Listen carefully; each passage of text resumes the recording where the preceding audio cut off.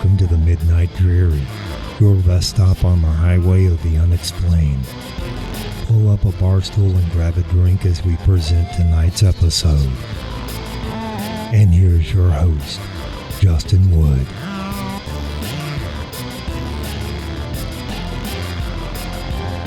Welcome, loyal and new listeners, to this week's episode of The Midnight Dreary. I am your host, Jay Wood. So happy for you boos and ghouls to tune in this week. 16 days away from our favorite holiday of the year, Halloween. Have you guys decorated? Have you picked out your costumes yet? I haven't picked out my costume yet, but our neighborhood has finally taken a turn for the spooky, and many houses are creeping up their yards with Halloween decor, and the weather this weekend fits fall just like a glove. Absolutely perfect with the cool days and chillier nights. So I am loving it. I hope you guys are as well. This week we're going to do a spooky grab bag episode. 3 topics to discuss. But before we dive into that, have any of you guys seen the new Exorcist movie? The Exorcist Believer. It debuted in theaters nearly 2 weeks ago. I have yet to see it, so if you have, let me know what you think, but please, no spoilers. I did, however, start the mini-series on Netflix, The Fall of the House of Usher. Now, I'm only 1 episode in, but so far, so good, and as a huge fan of Edgar Allan Poe, and that's where the podcast gets its name from, I can appreciate the modern approach to a classic story, and once I complete the season, I will give you guys a full review. And as I said, this is our mid-October spooky grab bag episode. 3 topics, and our first is going to be the history of trick-or-treating. The story begins in ancient Celtic times with a festival called Samhain, spelled Samhain. And this marked the end of the harvest season and the beginning of winter. And during Samhain, it was believed that the boundary between the living and the dead was thin, so people would dress up in costumes and light bonfires to ward off wandering spirits. As Christianity spread, elements of Samhain were incorporated into All Saints' Day and All Souls' Day. However, some of the older traditions persisted, creating a unique blend of ancient and Christian customs. And in Britain and Ireland, a practice called souling emerged. On All Souls' Day, poor individuals, mostly children, would go door to door offering prayers for the departed in exchange for soul cakes, or small treats. This tradition would lay some of the groundwork for modern trick-or-treating. And when you fast forward to the late 19th and early 20th centuries, when Irish and Scottish immigrants brought their Halloween traditions, including souling, to the United States, these customs would mix with American Halloween practices, and it created a unique cultural fusion. Mostly occurring after the tumultuous years of World War II, the practice of trick-or-treating experienced a remarkable resurgence in the United States. The post-war era, known as the baby boomer generation, saw an unprecedented growth in suburban communities, which created the ideal setting for the Halloween tradition. Neighborhoods became close-knit, and families eagerly embraced the opportunity for their children to don costumes and visit neighbor homes. This resurgence also prompted communities to establish organized events, and it ensured the safety and enjoyment of children during their Halloween excursions. This period solidified trick-or-treating as a cherished and enduring tradition, with the production and sale of costumes, decorations, and candy always money to be made. Halloween became big business, further cementing trick-or-treating as a cornerstone of the annual October celebration. This would forever shape the way generations of Americans would come to celebrate Halloween. Now listen, I consider myself a traditionalist and at least a victim of my youth as a 90s kid, so I need to touch on this. But it's hard for me to get on board with the whole trunk-or-treating phenomena that sprung up in the past decade, and maybe even a little longer. But to each their own. If that's your play on October 31st, then by all means go for it. But to me, nothing beats running through a neighborhood, scrambling door to door, your sneakers crunching the dead leaves on the ground and yelling, "Trick or treat!" to those who answer the door in exchange for delicious candy that's going to leave you with a stomach ache for the rest of the week as you stuff yourself full of them, and maybe some new cavities. But that's the way I like it. That's the way I remember it. And there you have it. That's the captivating history of trick-or-treating in the United States.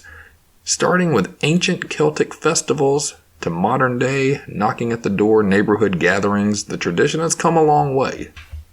I'm always curious too to see what your small town or large city or state neighborhood, if you have any unique customs that are local or something that is unique just to your area. If you do, send them into TheMidnightDreary at yahoo.com. Let me know what makes your trick-or-treating or your Halloween a little different than those of others. And again, this just touched on the history in the United States. If you're in a different country joining us, and I know we have fans internationally, also send me a message. Let me know what you do, and if you even celebrate Halloween, and if you trick-or-treat and how it's done. And when you trick-or-treat, no one wants to find a bad apple in your Halloween bag. But a lot of people are curious about bad apples in your family tree. See what I did there. So this is topic number 2. I recently had a discussion with a listener of TheMidnightDreary who also happens to be a good friend of mine. And the topic came up of ancestry research and studying genealogy. And he talked about finding those bad apples in his family tree and skeletons in his closet. But there were some colorful characters he was related to. And there were some really interesting stories, and he was able to corroborate these with several records he found on Ancestry.com, and it really brought these memories back to life. I thought it was an interesting subject to discuss, as I also love genealogy, but for those who've never explored the topic, I wanted to give you some basic guidelines on getting started. And before I get into this is a really, really basic overview for a complete beginner. It may help some of you guys who have tried to construct a detailed family tree before, though. You might find some useful tips in here, but I want to preface, this is not a deep dive because, one, there are much better resources about genealogy out there than this podcast. And two, I want to stay on the topic of spookiness and the unknown. So if your ancestors were just farmers who had 18 kids and lived a wonderful, fulfilling existence, well, they don't really fit the subject matter of this podcast. But I digress. So let's get into a couple of tips and tricks. Actually, I'm going to give you 5 of them that may help you in your genealogy search. Maybe you'll find something interesting, as I have, and I'll break that down on what I found in a little bit in these tips. And let's start with tip number 1. Build your own family tree on paper before subscribing to any service. Don't pay for a service or use up valuable time on a free trial if you're capable of obtaining that information beforehand. So start with yourself, of course. Put yourself at the beginning of the family tree, then add your parents.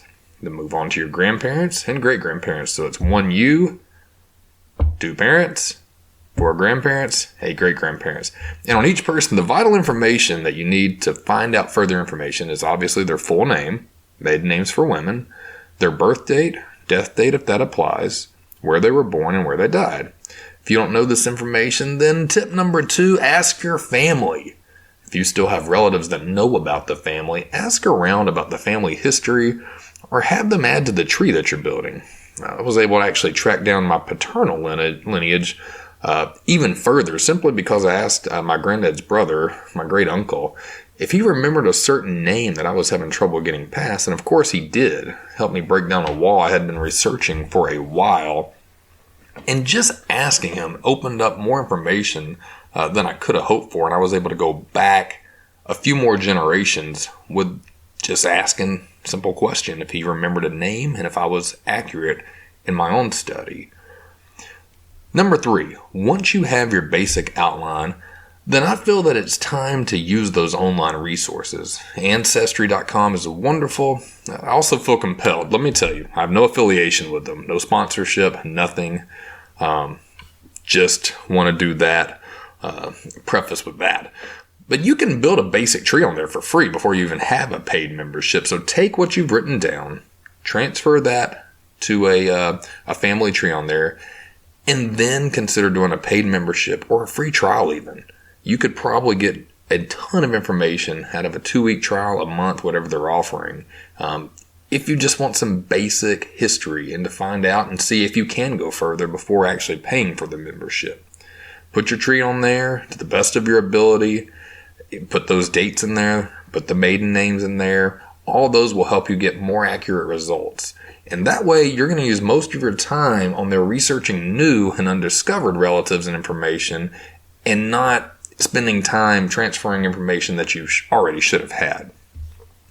And another great resource besides Ancestry, one I love, they have a great app as well, findagrave.com.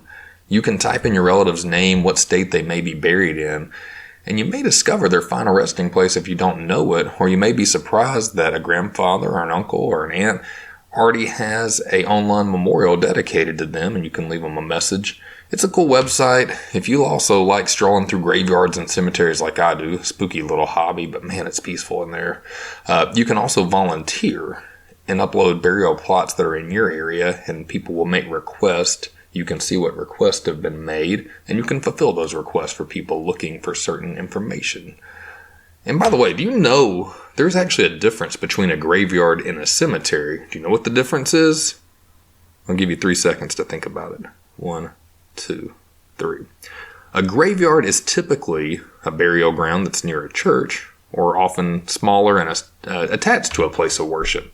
A cemetery is larger, and it's a dedicated area for burying the deceased and not necessarily associated with a church.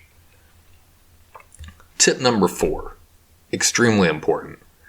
Double and triple check all the information that comes up on Ancestry and Find a Grave.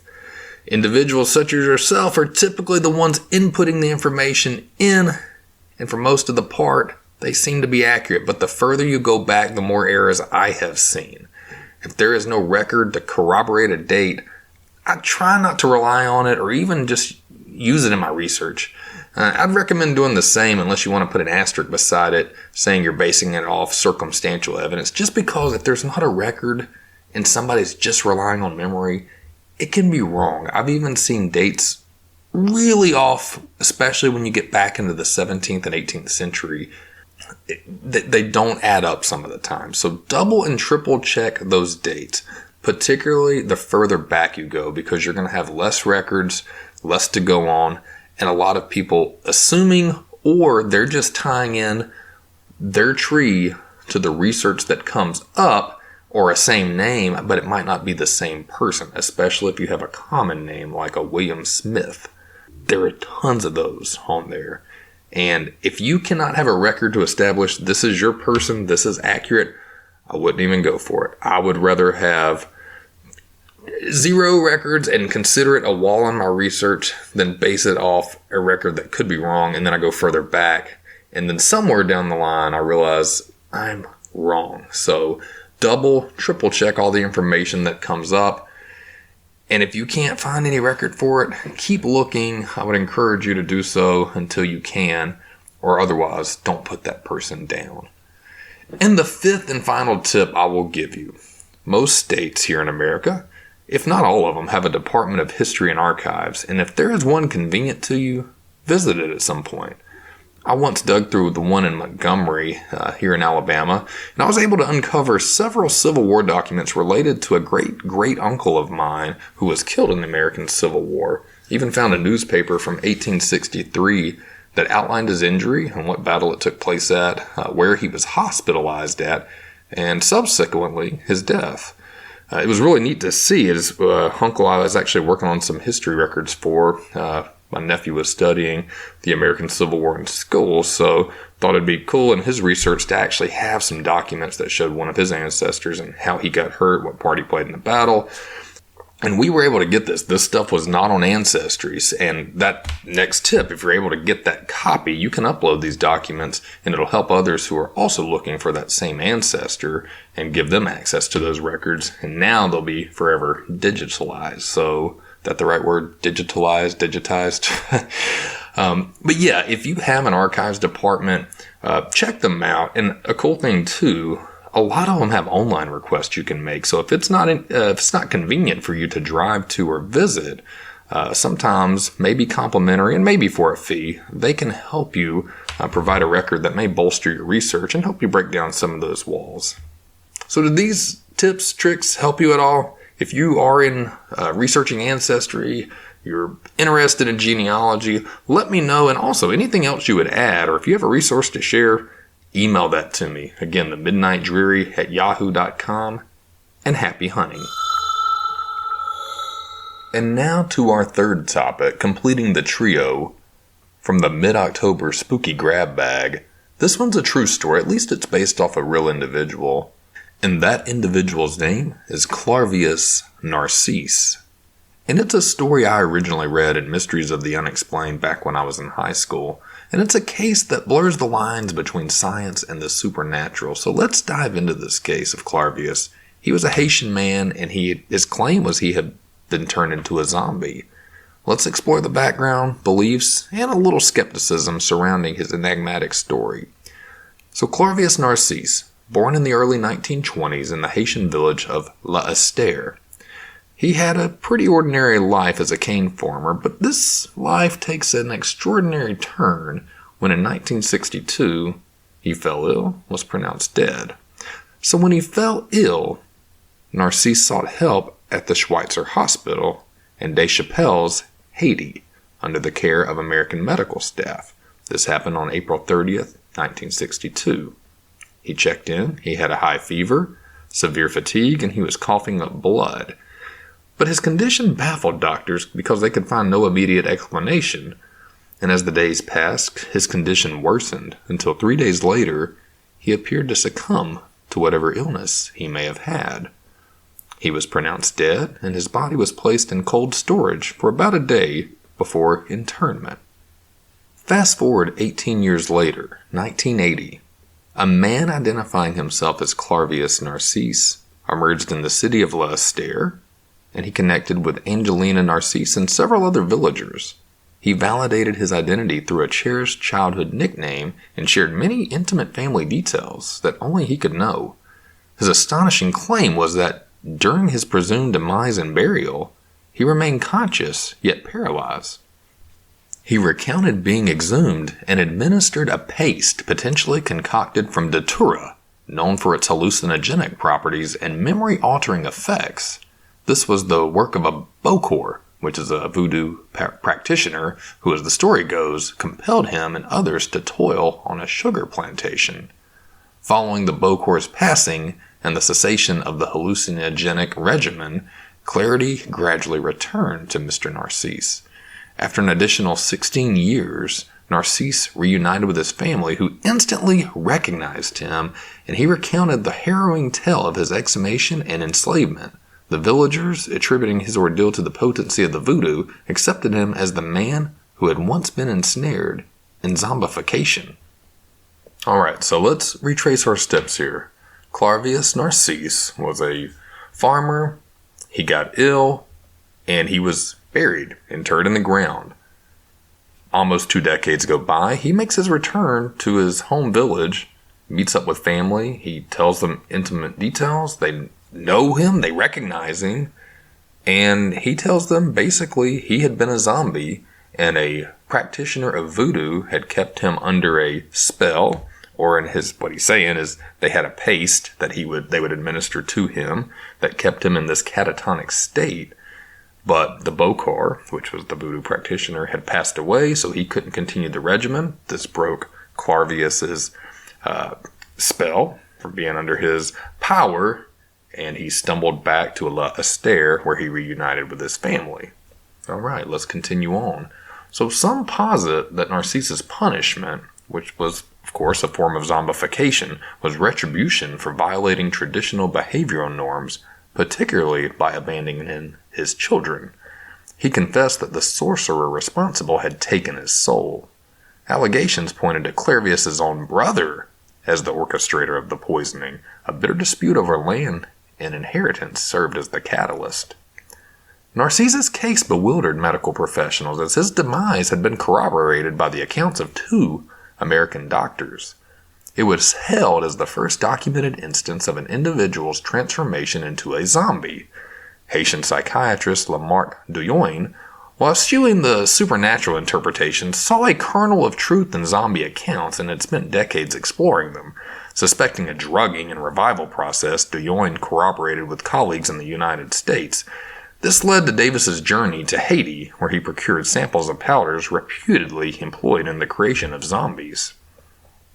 Drawing from the belief that tetrodotoxin and related toxins, while not always lethal, can induce a near-death state, leaving a person conscious yet immobile for several days. These compounds have been associated with the notion of transforming humans into zombies. Some suggest they play a role in Haitian voodoo practices. This theory first gained traction in Zora Neale Hurston's 1938 nonfiction work, Tell My Horse, which documented instances of alleged tetrodotoxin poisoning by a Bokor in Haiti. So she had written on this in 1938. This is 3 decades before this occurred to Mr. Narcisse. Interesting book. I may want to check that out. If you want to, I did see it on Amazon. Tell My Horse, Zora Neale Hurston.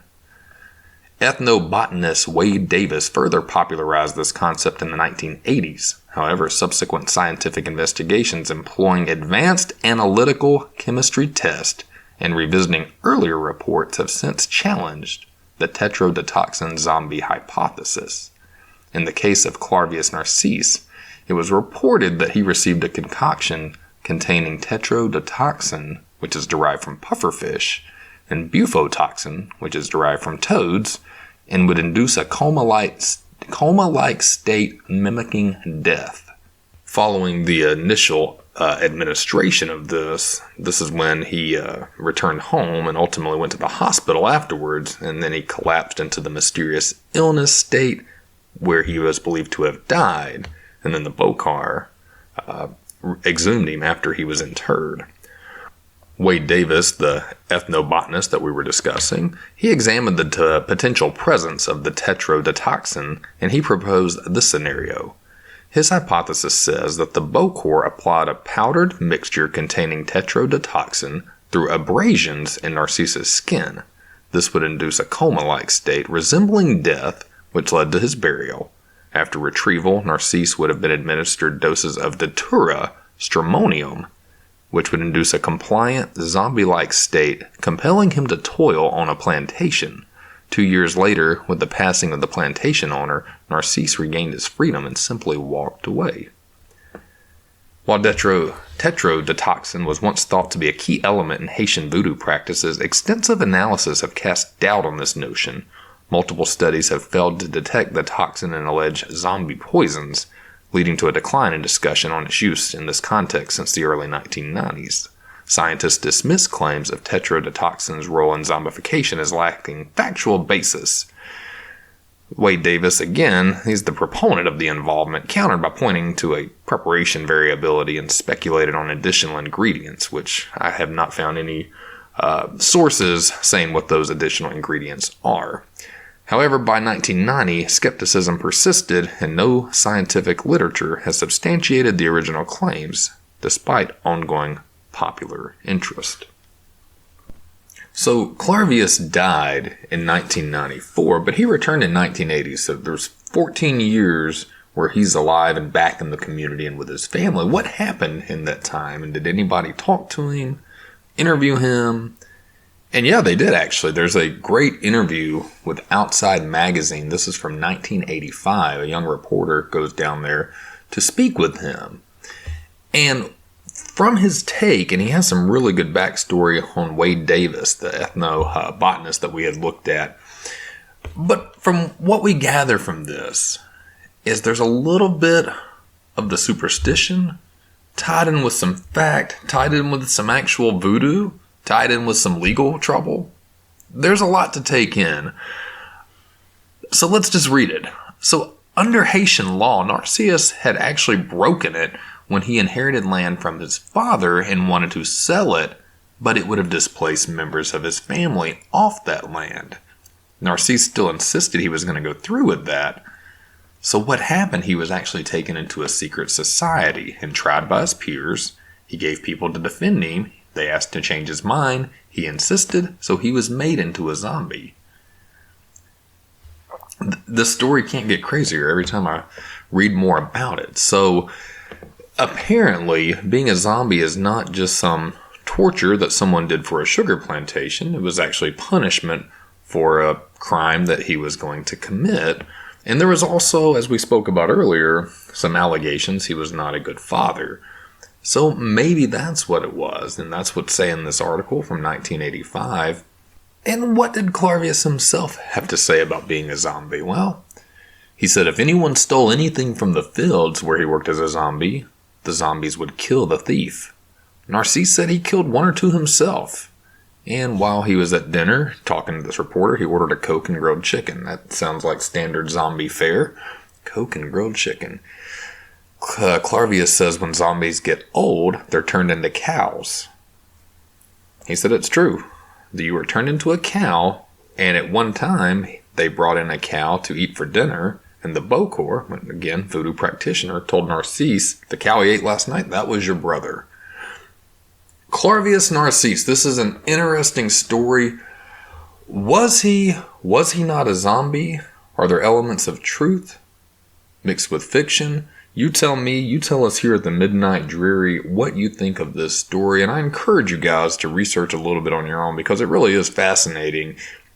And Wade Davis also deserves credit because if you really want to go down into the toxin rabbit hole on what could create a zombie, he had an article written in the November 1983 issue of the Journal of Ethnopharmacology, and there's a great article called The Pharmacology of Zombies by our friend Wade Davis in Harper's Magazine if you look at that online. So again, would love to hear your thoughts on zombies from Clarvius and Wade Davis, the Haitian culture involving them.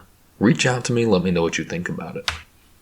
And let's put out the candle on our mid-October spooky grab bag. Guys, I really appreciate you staying with us. If you like the Midnight Dreary, consider giving us a review, rate us on your favorite podcasting platform, please subscribe. As always, if you have something you're interested in, you want me to look into, research, a story idea, or any suggestions at all, please email TheMidnightDreary@yahoo.com. Enjoy a safe, enjoyable, lovely Halloween and spooky season, and we'll see you again next week on the Midnight Dreary. Thanks for stopping by the Midnight Dreary. We'll be open again next week to serve up more drinks and more mysteries. Until then, safe travels.